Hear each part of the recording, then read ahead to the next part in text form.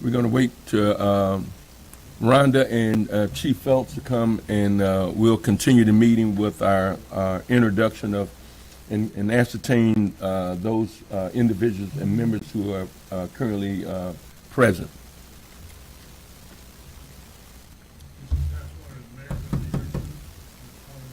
He's at a meeting with, just got a text.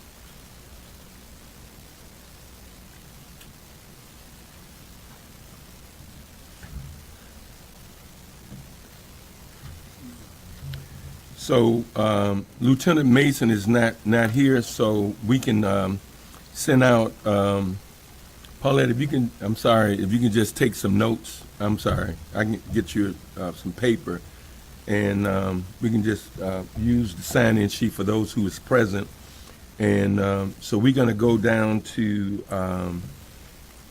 so we're going to wait on our coroner and Chief Phelps from the Village of Bourbonnais, and then we'll start with Doug Redenius, introduction. Let's start with you, Doug. Doug Redenius, bailiff, Kankakee Courthouse. Jim Phelps, Police Chief, Bourbonnais. Andy Baston, Lieutenant, Kankakee County Sheriff's Office. Scott Allen, Chief Deputy, Kankakee County Sheriff's Office. Al Swinford, Chief of Police, Mantino. Paulette Crank, Secretary for the NAACP. Maiden at the State's Attorney's Office. Myron Riley, Kankakee County State Jails Ministry. Rhonda Showers, Crisis Response Team. Debbie Case, St. Mary's Hospital and Crisis Response Team. Donna Sample, Crisis Response Team. Coroner. Coroner. Steve Hunter, County Board, NAACP Crisis Response Team. Lance Marzak, Alderman, Kankakee. Theodis Pace, President of the Kankakee County Branch NAACP. Chad Gessner, Undersheriff, Kankakee County Sheriff's Office. Again, I'd like to thank everyone for attending our March 9th meeting. And we have a real simple agenda, so we're not going to be here. Matter of fact, normally we only meet approximately an hour. But Chief Swinford, if I can ask you, Ms. Ringo at Riverside, I don't know if I misplaced or delete her email address or whatever.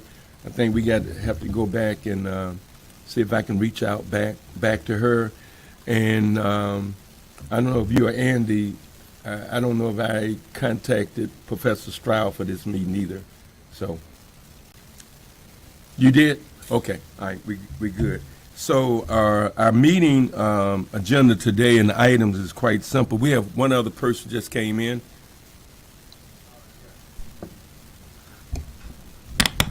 Joshua Sampson of the State's Attorney's Office, Chief of Community.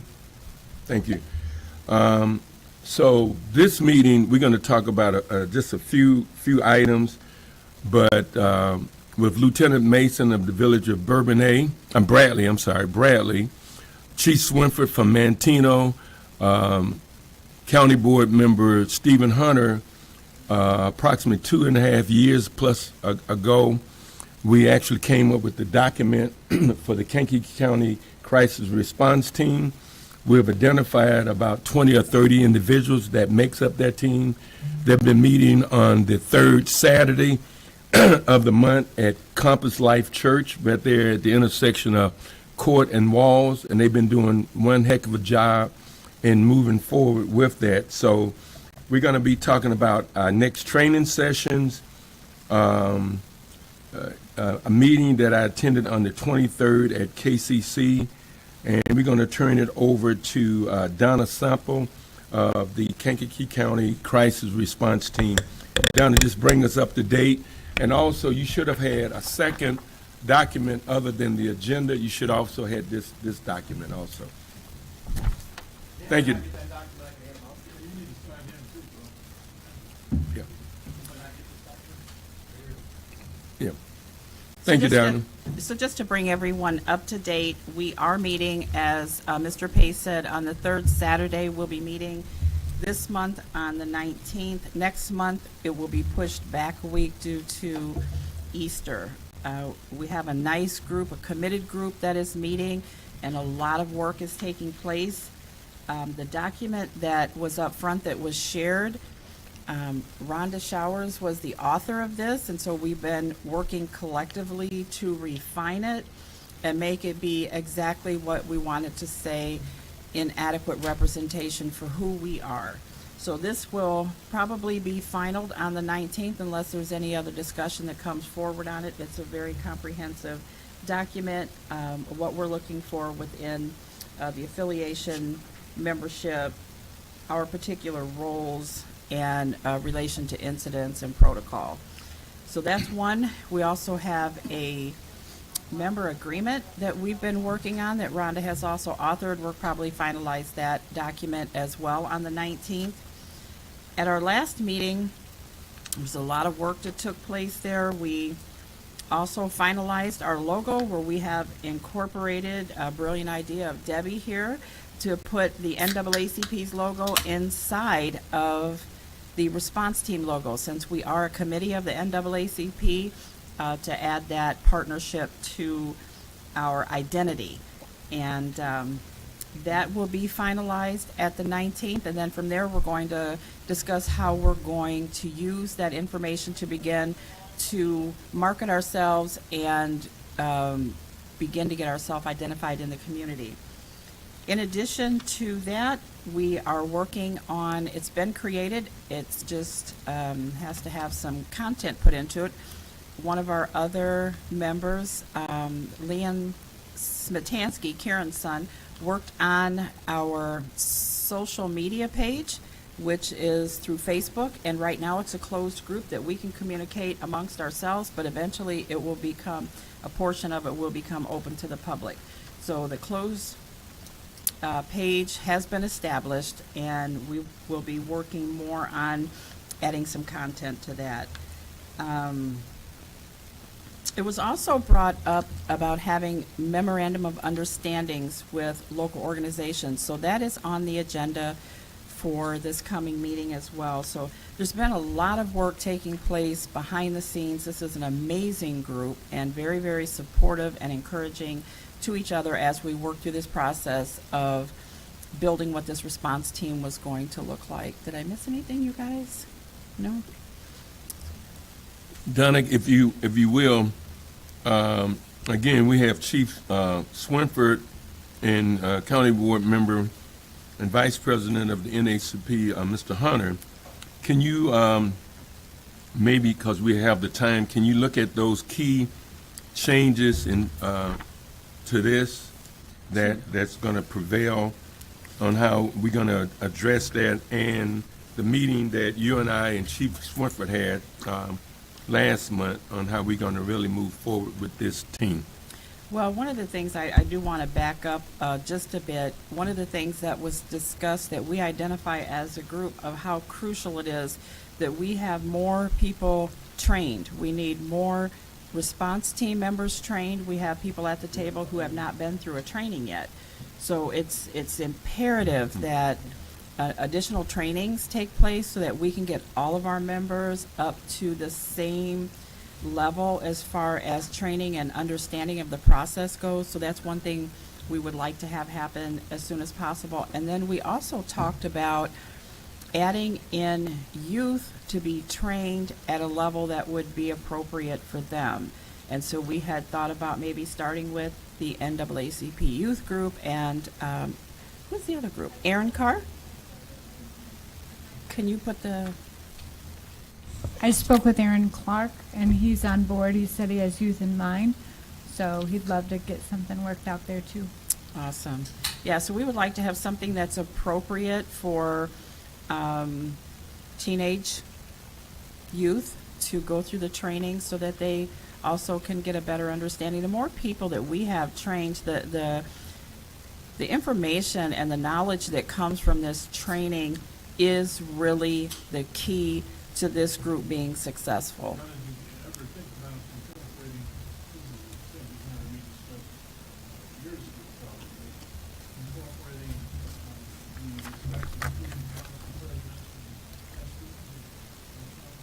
That's a great idea. Well, I guess we need to make sure that there's youth-appropriate material available, and then if there is, then to promote that to these youth groups. So the piece here is that, again, you basically took what was already adopted and made some changes to address the piece that we talked about, because our initial intent now to be inclusive of citizens and law enforcement. We have had much conversation that the biggest impact is going to come through the most people being educated and on board with what the response team is here for. And just through conversation, we've identified many situations that could come up, that possibly could arise, and then who would be the key players in that. And so if we have limited people trained, then we're going to have a limited outcome or a limited impact. And so we do want to get more people trained. And within this document that Rhonda put together, it really grabs a hold of what it is we're responsible for, who we are, and then also to give us some parameters to work within. Another thing that's on the table, and Karen had texted me before we got here, is that this group sign a confidentiality agreement, because we had conversation where Pastor Beto was going to have someone come and speak to the group about a situation they faced that possibly could have promoted a civil unrest.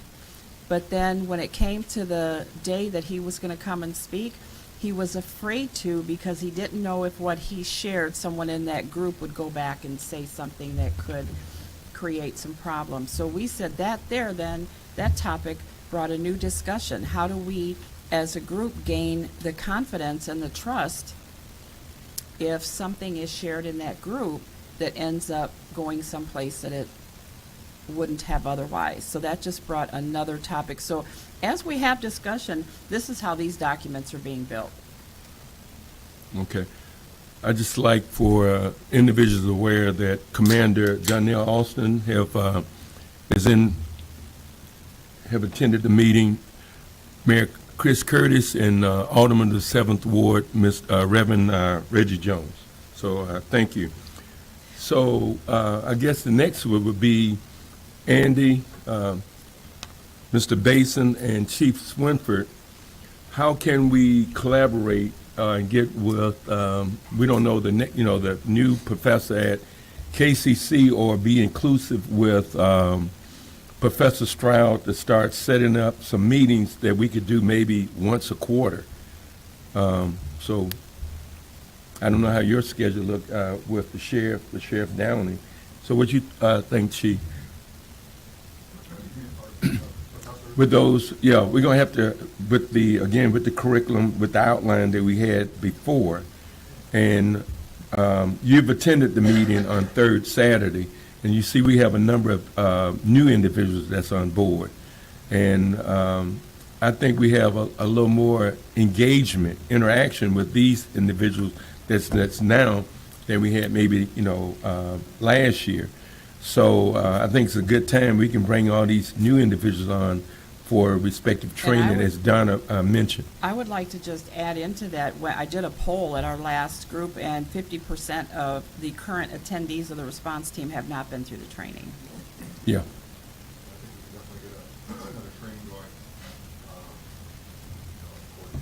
Andy and other people, but as far as you mentioned getting kids trained, I think that'll be a completely That's different gonna be curriculum probably. But I don't think that would be, from my perspective, I don't think that's our main focus now. It's not priority, but Yeah. it is something we've talked about Correct. in time. I think one thing we should do is, Donnell's got a program going that's really important, and I think we don't want to reinvent the wheel. He's doing something very similar to that now. Absolutely. It's more traffic stop oriented, but maybe Alicia would coordinate with him to make sure we're not duplicating something. That would be, But yeah, it's I've very similar attended to what that he's one. doing. I've attended that one as well, and it is a very good training. One of the things I wanted to point out in this, because there is a lot of information in here, but it's really the hierarchy of what this response team looks like. And because we are a subcommittee of the NAACP, when this first started, Theodis and I had talked about who engages this group. And so following some, local situations, we identified that we really need to get that directive from one point in contact. And so Theodis will be the direct contact to the response team. And then if I'm not available, Karen or Rhonda is next in line as the call point. So we kind of have that identified now, what that's going to look like. So this is it. So you're going to adopt this next week with whatever edits or additions? Yes, so it's been sent out to the whole response team. I asked them to review it. I sent it out early. I know everyone is so busy, but I sent it out early, asking everyone to take a little time to review it. Yes, and to just bring their thoughts to the next meeting. We have very, very good, purposeful conversation at these meetings. Nobody is wasting anyone's time. So I think that if everyone looks at this ahead of time, they bring their ideas, we should be able to finalize it Saturday. Well, I just indicated to the undersheriff that what I've seen in the last two meetings and from our January meeting, Chief Phelps, and Chief Winfrey, Commander, and our mayor and the other leadership of our respective communities that's here, I think the group, the intent, the interaction and engagement that these individuals are doing, from my perspective, as the spokesperson for the NAACP, law enforcement, I think it's really going to put us in the right direction on when those incidents happen.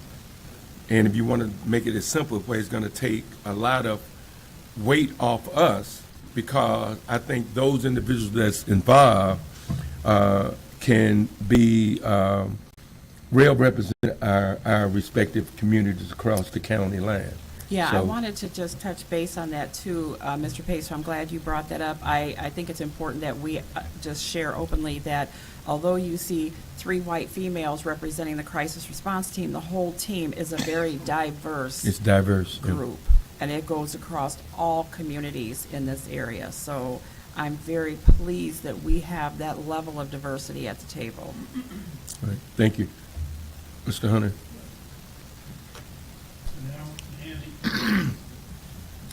Roe and everybody too. Donna, you mentioned that 50% of the attendees have not been trained. Correct. And I just want to stress, I mean, the training is not just a walk in the park. It's comprehensive, it's thorough, it's mind-boggling, and some of these specificities that you see, real-life situations. And I'm wondering, and it does require time commitment. And how might we address that? Because you're not going to be able to get this stuff done like in a couple hours. I mean, it's very thorough and time consuming. And you may want to take a look at, I'm not sure if you want to modify or what you may want to do in terms of identifying the prominent points of the training, but the stuff that we've received in terms of training was germane. It was important, and I think all of us really needed to get that, but that's something you guys may want to take a look at. The other piece, where at the stage where we are today, and I'm going to still go back to our January meeting with some of the questions and Larry understanding of what the main purpose, Chief Phelps and Chief Swinford, Mayor Curtis, Commander Austin, I think that those questions from January, second Wednesday in January to today, I think that has been met, and I think we can only move forward. And again, I think it put us in a position where, as the sheriff in our January meeting stated, we're going to have to really promote what we are doing here, for other individuals can come clone basically what we're doing, because we're actually doing the right thing where we can be able to address. Now it's a balancing act. Before, let's just be candid, we were looking at issues that basically only deal with Officer Van Dyke and Laquan McDonald, and I can go down the list. Now it's more inclusive where I think it's across the board because, and I'm going to just move to item C, I attended the EDI meeting, Chief Swinford, at KCC, the Equity and Diversity Inclusion meeting, and Police Chief Springer did a heck of a job on the presentation of the 10 shared principles. I mean, it was set. I mean, I have some other documents that, I'm going to actually just start promoting, but he did one heck of a job on the 10 shared principles, Mayor. And I think sometime we've done, it doesn't seem like it, but this group and those who was at the front door initiated this, we have accomplished quite a bit from Ferguson, Missouri to today. So it's a thing, but again, sometimes we do so much, we forget about something as simple as the adoption of the 10 shared principles.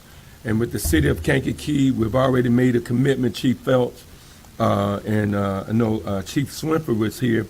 We're going to have a group of individuals, and hopefully we can get members from the village of Bradley, Bourbonnais, to meet our respective officers at those shifts.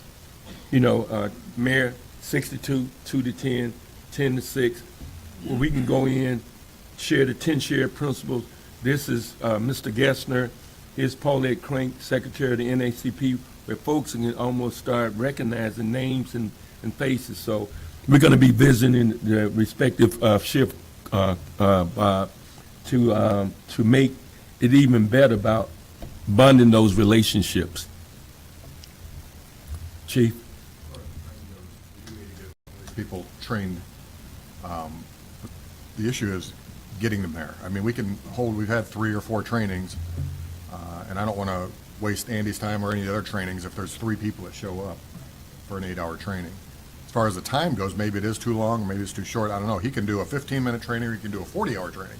Just depends on what you want out of him. We tried to do it in 4 hours at KCC, and we really rushed him and cut him short. Literally, he could spend 40 hours on his topic. The 8 hours I thought presented a lot more information, but I get that it's harder to get people there for 8 hours. Well, we have attended those meetings, so I think what we can do, we can put that onus on Donna, because she's having, and Debbie and Rhonda, and you's already trained, and you were trained. So, but those individuals who've been consistently coming, I think they're showing their interest. And if nothing else, we can just deal with that, and then also offer that to those people who attended the first and second training. Maybe, just as a refresher. I would like to add to this that the majority of the people who are at the table now who have not been trained was not connected to the response team initially. Right. So we have new attendees coming, but this appears to be a very committed group who said they want to attend. I've attended both trainings or 2 trainings, and I still learned something, and if there's another one, I'm going to attend that again. I'm just learning so much, and I think that knowledge is what's going to be, give us the impact that we need to have. I would like to see everyone appropriately trained. And as the trainings continue on, to encourage the majority of the group, if not all of them, to continue to come, because I just don't think that we can get too much knowledge out of this training. It is so much in an 8 hours, but we need every bit of that information. So everybody was very interested. Go ahead, Rhonda. I just had a thought if it would be possible to do it on a work day and do something to incentivize their bosses or let their organizations know what impact this is having on the community, so that those people can attend and still get paid for the day. And we could also build relationship with whatever organization they represent as well. Be good outreach for us in return. Well, even if that didn't work, we could possibly do it on our team meeting Saturday, because we're committed to that Saturday, to being at our meeting. We could do the training that day for the ones of us that aren't trained. Yeah, without being redundant, and those of us who received the training, this is not like a college new orientation. You know, some of this information is like 300 and 400 level stuff. And as you guys have mentioned, the information that's imparted and provided to the attendees is germane. So I don't know, I'm not gung-ho about curtailing the training, because all of that stuff's germane and it's important. In order for that response team to be effective, the members, they have to see and understand the stuff that is presented. Like Donna said, you know, every time you have some training, there's some new stuff provided, and you learn about, you know, these situations. So I think that training, as Swinford has indicated, is important, but it's going to require time commitment. I just want to share, a person who was interested in being on the response team came to one of our meetings where we shared one video that was shared with me. And a police officer shot the person multiple times. And when the video was over with, that new person to our group was irate. That was overkill. That was overkill. They shouldn't have done that. And we all were able to tell them why it was not overkill. The police officer was being approached with a weapon in his hand. So, of course, the usual, why didn't he just tase him, came up. And so we were able to have that level of education to explain to him. After we had that conversation, that person then left that meeting with a different perspective. Correct. It is critical. This training is critical for this response team and as many places as we can get it out, because that was overkill. That was overkill is exactly the spark that starts the civil unrest. Yeah. Well, Chief Swinford and Lieutenant Baston and Donna, if you guys can get together with inclusive Professor Stroud, I would take it.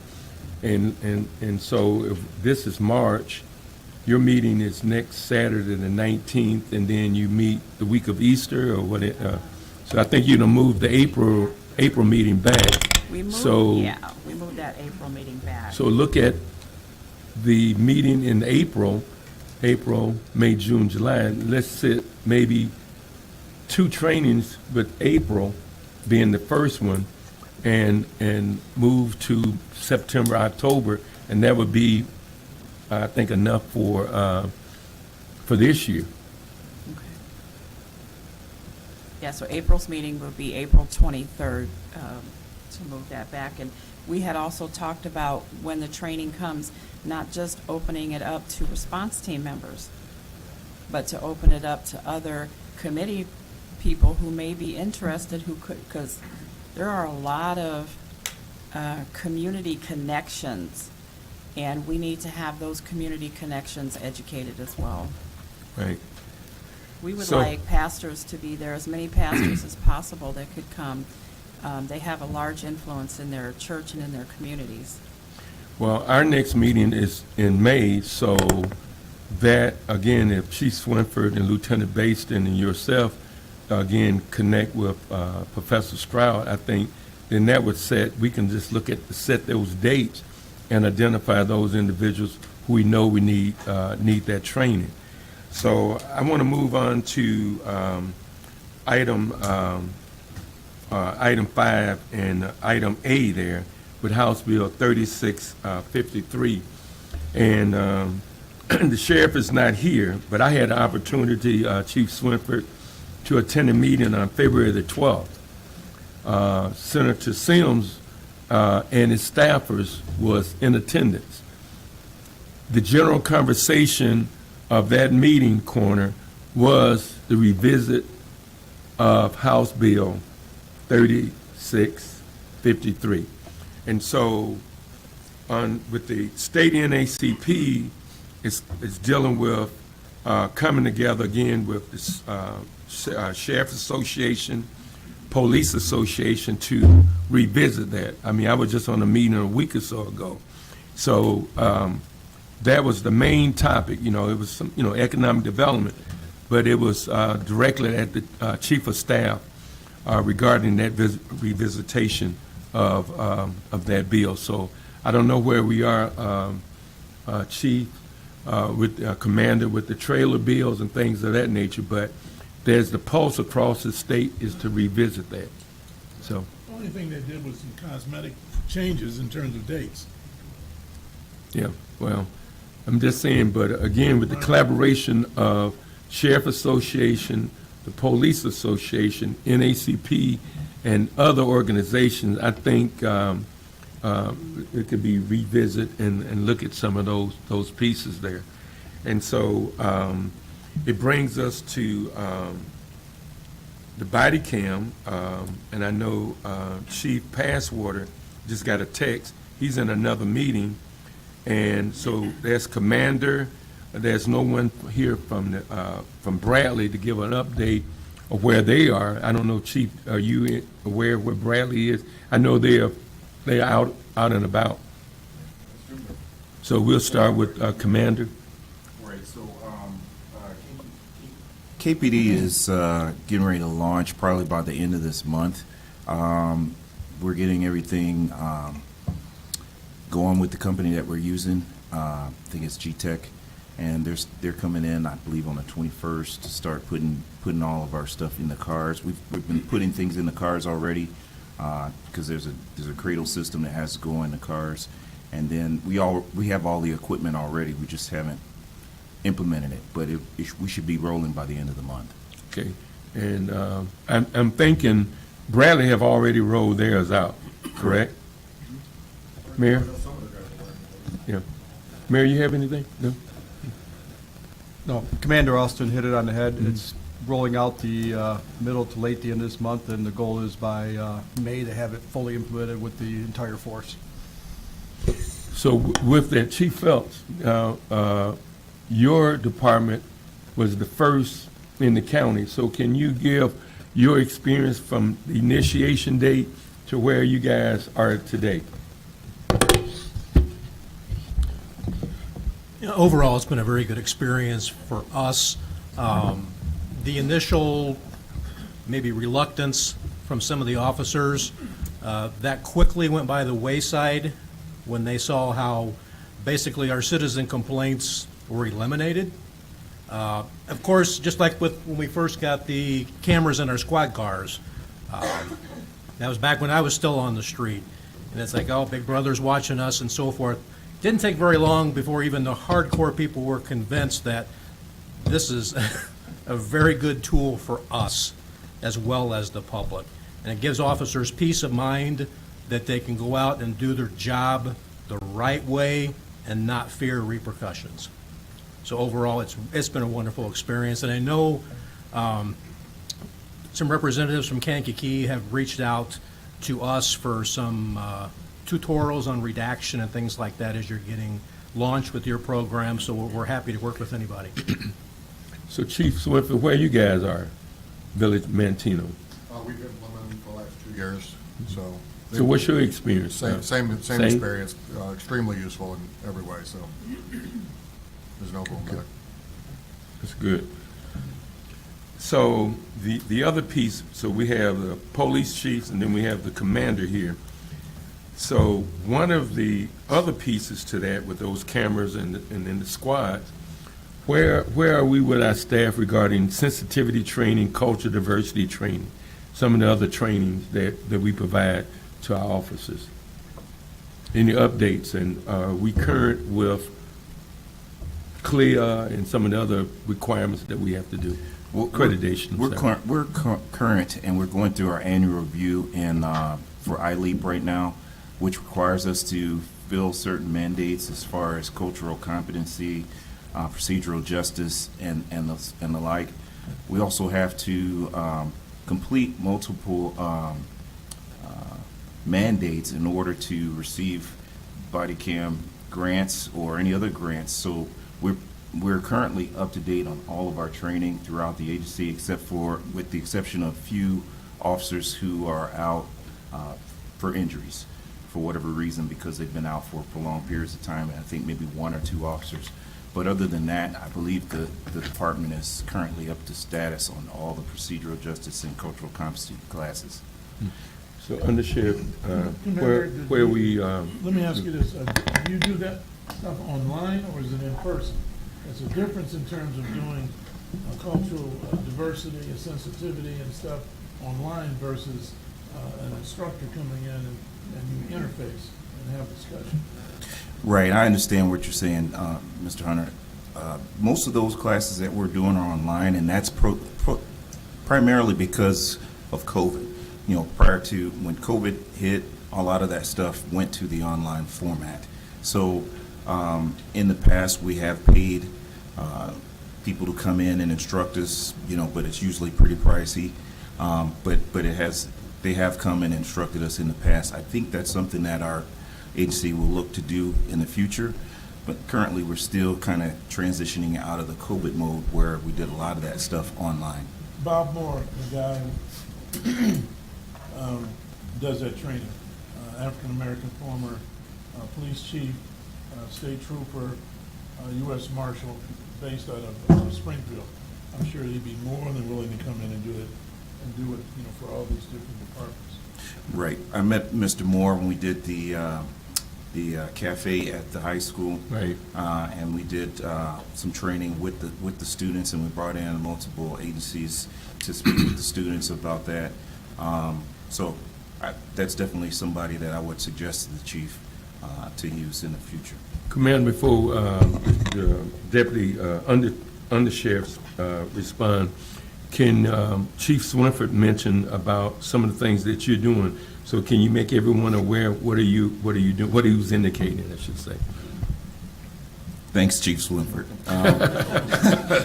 So what we've been doing, what I've been doing over the past year and a half with, in conjunction with Youth for Christ Ministries, the Kinky School District, and Illinois Coalition for Community Services, is what we call a traffic stop initiative.